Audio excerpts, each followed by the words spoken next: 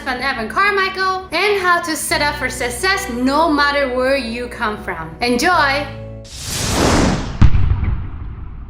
Okay, let's kick it off with rule number 1. Take accountability. It may not be your fault, but it's your responsibility. It's not your fault that you were born broke, but it's your responsibility to fix it. It's not your fault that you had no education, but it's your responsibility to learn it. It's not your fault that you had no connections, but it's your responsibility to make them. It may not be your fault, but it's your responsibility. And the sooner you accept that, the sooner you're gonna win. So I recently posted to my YouTube community tab a quote about momentum. I think people don't have momentum, and I think the path to get momentum is to do work for free for ideal clients until you can prove your value and then they pay you. So here's what I wrote. I wrote, if you have no momentum, no traction, no clients, and start for free, prove your worth and build momentum. Give them something they can't wait to have again and pay for this time, #believe. And every time I write, there's always tons of great positive feedback. But this time, somebody wrote a kind of negative comment, and so I wanted to read it because it's highly applicable in this video. He said, Kitch, I don't know about some of your advice. Everything is my fault and work for free. To which I reply, yes, when you embrace those two, you'll start crushing your goals.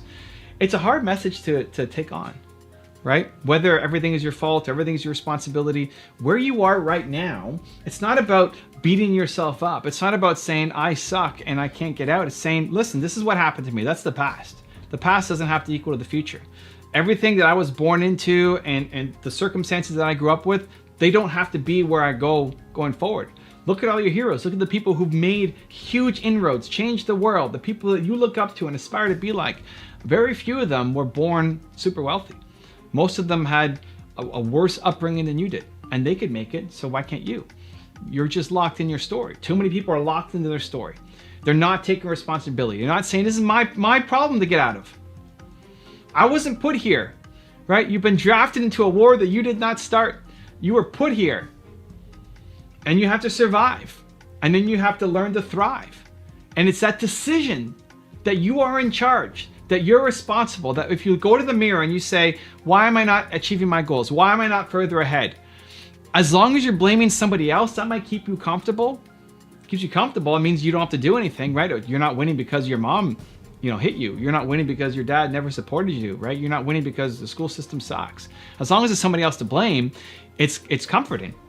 And everybody else around us are doing the same thing. Nobody's taking accountability. Everybody's saying it's somebody else's fault, right? Of course. It's not your fault that you're losing, because then you have to do something about it. And even if you're not losing, you're not hitting the goals as hard as you should. And it's so much easier to put the blame on somebody else and say, well, it's that person's fault. Where really, it's the person in the mirror.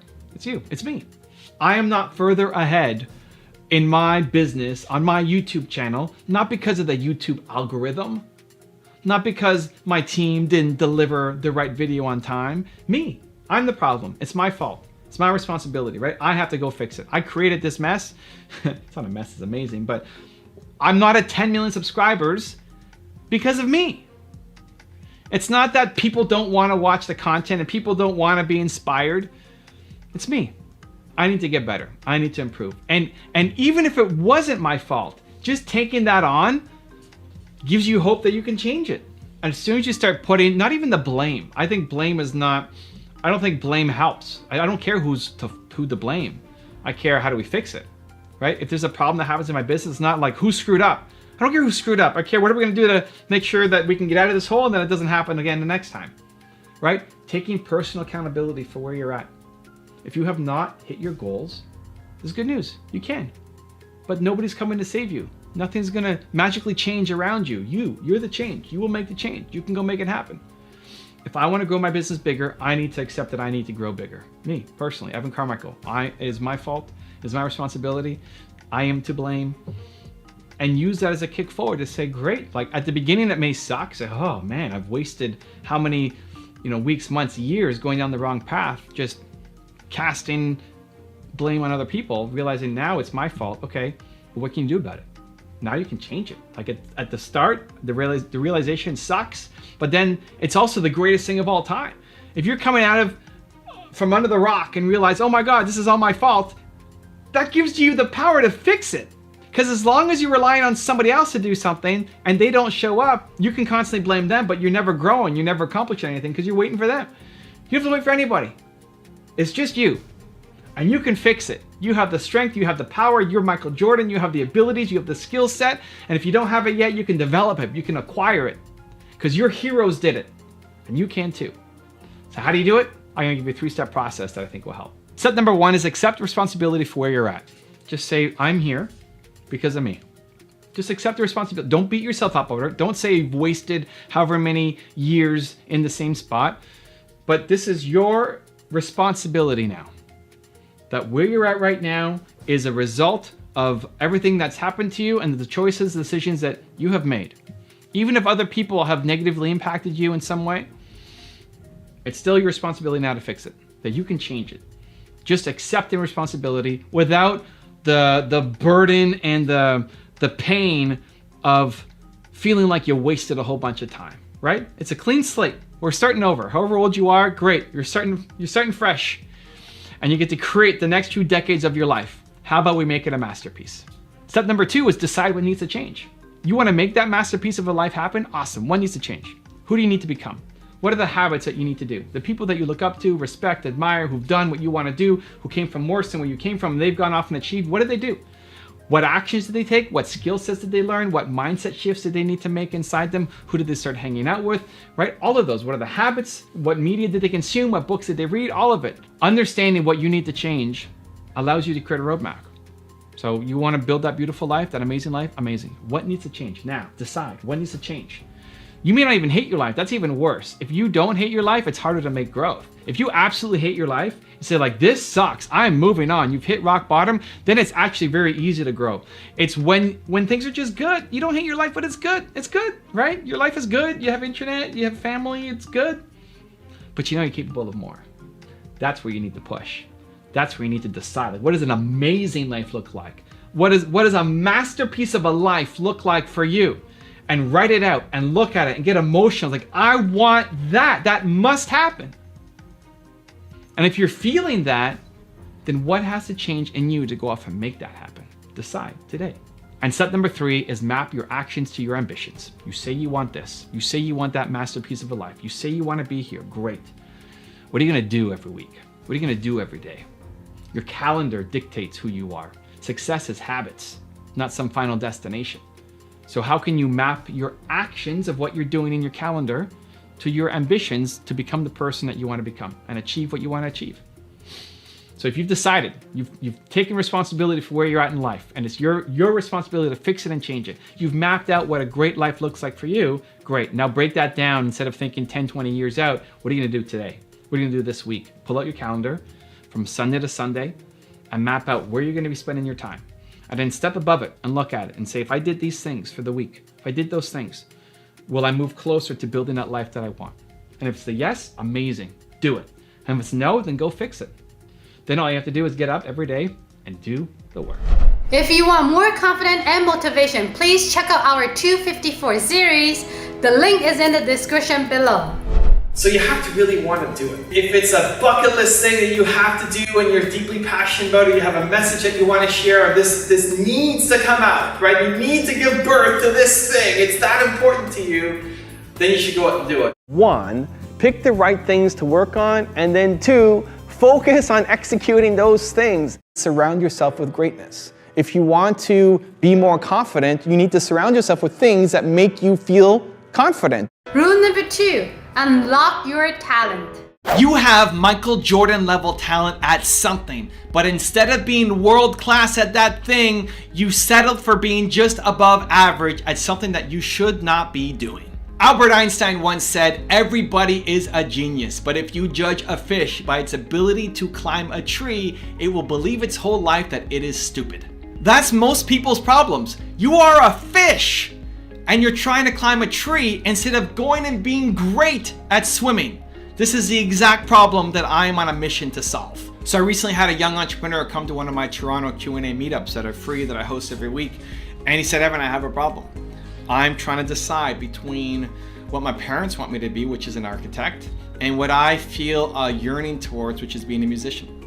And I don't know what to do. I don't know how to decide. I don't know how I'm going to be a success as a musician. I don't know how it's going to work out.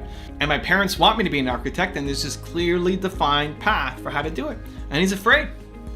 And I think that's so many people. There's this safe, perfect path that has been designed that people have done forever and ever and ever and ever and ever. Or there's this new, crazy, messy, unrealistic, unsafe, unsure path, which is following your passion, being an entrepreneur, and trying to figure out where you're supposed to go. Here's the thing. If you only go down that safe path, if you only take that job, if you only listen to your parents or other people and you do what they want you to do, you're always going to be unhappy. You're always going to know that there was this thing inside you that you could have done, that you didn't take action on, and you hate it. It's never been easier to actually be yourself and build a business and have success being uniquely you, right? This was not open to your parents and definitely not your grandparents. The ability to be an entrepreneur on the side, making money using your phone is something that your grandparents don't understand. It's totally wild. And so you are a unique individual, right? You are, I am, we all are. You have unique interests, personality traits, belief systems. You're unique. You need to do something unique. If you are unique, you need to do something unique. If you're stuck doing the same thing that somebody else wants you to do, you're never going to be happy. Now, there may be some alignment. You may not absolutely hate the job that you're at, but you know you're capable of more. You're Michael Jordan. You are the Michael Jordan of something. You're a genius, an absolute bona fide genius at something. This is why I think it's the world's greatest problem. This is why I do what I do every single day in making this content and videos for you, because I want to unlock people, hopefully more than one at a time, but even if it's just one person who watches this video and gets unlocked, I'm pumped. Because I think if everybody is off doing the thing that they are a genius at, man, I want to live in that world. Rule number 3, model success. The fastest way to learn anything is to model someone who has done it before you. You don't need to have all the answers yourself. You don't need to have decades of experience to win. If you want to shortcut your path and stop wasting time, you need to learn to model success. So I recently came back from speaking in Phoenix. I was at an event with Brendon Burchard and Dee Graziosi and Eric Thomas and a bunch of amazing speakers. And I have a lot of experience in speaking. I've been listed by Forbes and Inc. magazine as one of the greatest speakers in the world, super humbling award, but I still want to get better. I still want to learn. I still want to improve. And so before getting on stage, I was talking to Brendon Burchard backstage and he said, hey, I'm going to watch your speech. I'm going to finish my interview here and I want to make sure that I watch your speech. And so I get on stage and it's tons of fun. I come back out and Brendon is running down the aisle and he's got his hands up and he's super excited and he said, that was amazing. And he's telling me about how great the speech was and how much I helped his audience and thanking me. And I said, amazing, thank you so much, appreciate you. Let me ask you, how do I make it better? You've done a lot of these, you've done more than I have. You're filling out, huge rooms full of people. How can I get better? I want to model success. I want to learn from somebody who's done more than me. And chances are something great's going to come back, right? Like, tell me I suck, Brendon. Tell me I suck. How do I improve? And he gave me a bunch of great feedback. He said, one, I need to use the stage more. So I was walking kind of like this. I was walking around like this and at a slow pace because I think as I'm going. But he said, no, you need to walk faster. You need to walk faster like this and always facing the audience. And there's this giant stage that I was speaking at. And he said, you got to make sure you hit both sides of the stage at least 4 times. If you're speaking for an hour, you got to hit both sides of the stage at least 4 times because, Evan, what you did really well was you kept the people's focus who are really in front of you in this circle, but the people who are out there, they didn't connect with you as much. Great, awesome feedback. I got to take that home and improve. He also said to be bigger and more animated. And this also makes sense from my salsa background. When you're doing performance on stage, you need to make everything big. Because the people who are up front can see you, but the people who are at the back, they can't see the expressions, they can't see the movement, so it's got to be bigger than you would normally do it. And so even though I knew that lesson from a different set of experiences in salsa dancing, I hadn't applied it yet to my speaking. And so it was great. It was great learning experience. And if I didn't ask Brendon, hey, what can you teach me? How could I do better? The worst case scenario is he says, there's nothing, it was perfect. Great.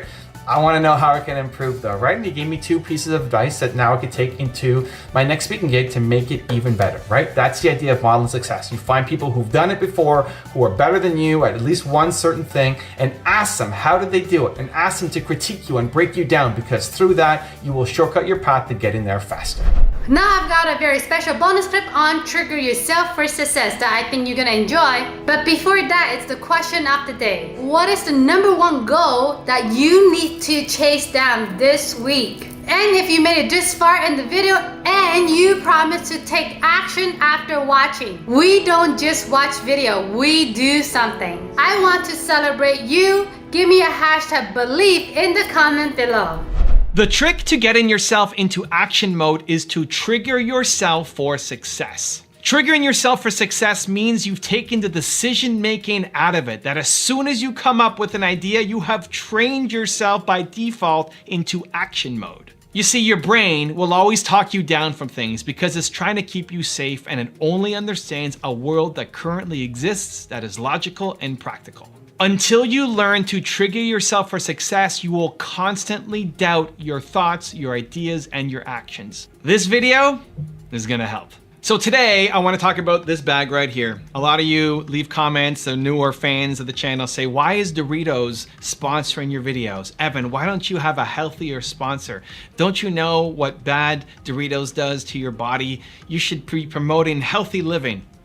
Doritos is not a sponsor, guys. This is triggering me for success every single day. And this isn't just some tiny bag. It looks small looking back here, but let me bring this up. Look at that. This is right next to my face. Look at how big that bag of Doritos is. I have a strategy, and it's a weird strategy, so maybe you'll love it, maybe you won't, but I have a strategy called Damn the Doritos. I look at this bag. So I'm sitting, this is how I'm working, right? I'm not sitting, I'm standing. I'm standing on a trampoline. This is my workspace right now, right? I'm standing here, I'm working. In the corner of my eye, I got Steve Jobs up here, and I got this giant bag of Doritos. All I want to do is eat this bag all day long. I want to destroy this bag of Doritos.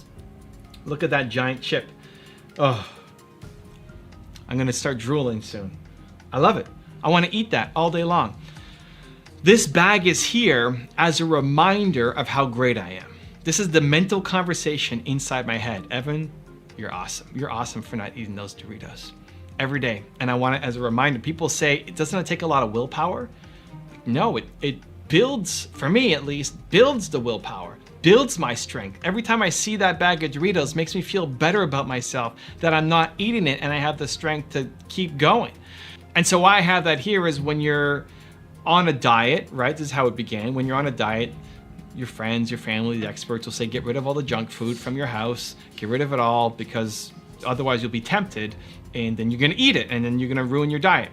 I think that is actually teaching yourself that you suck.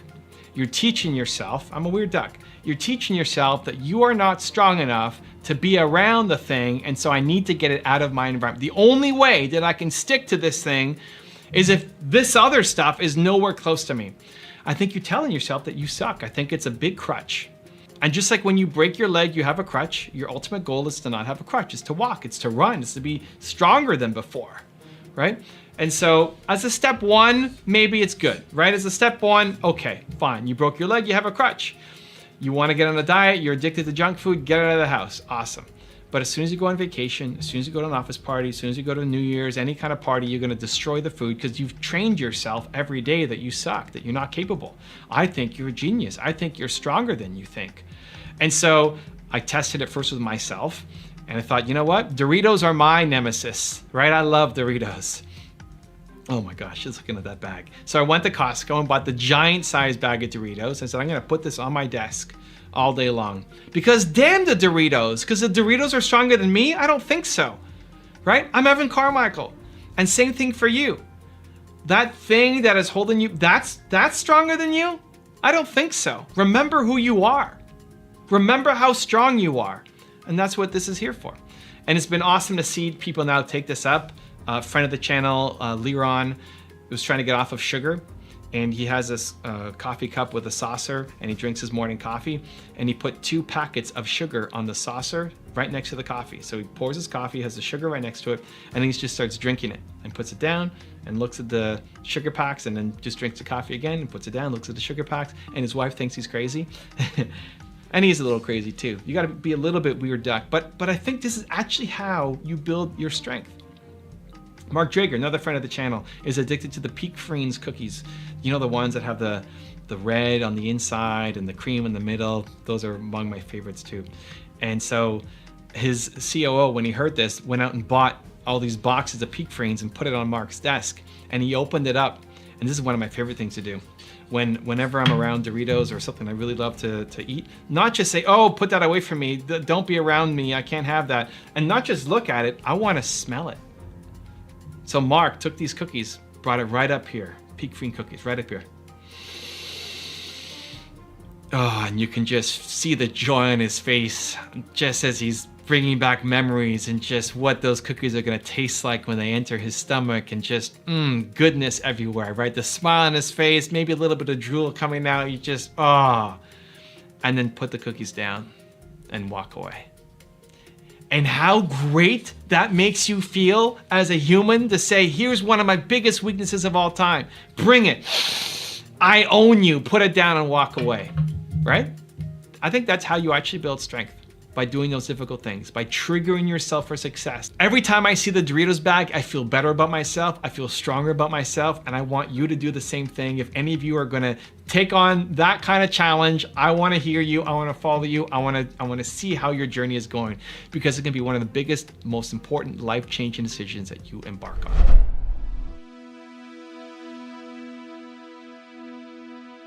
If you want to learn how to change your fixed mindset, check out the video next to me. I think you're gonna enjoy. I will see you there. Continue to believe.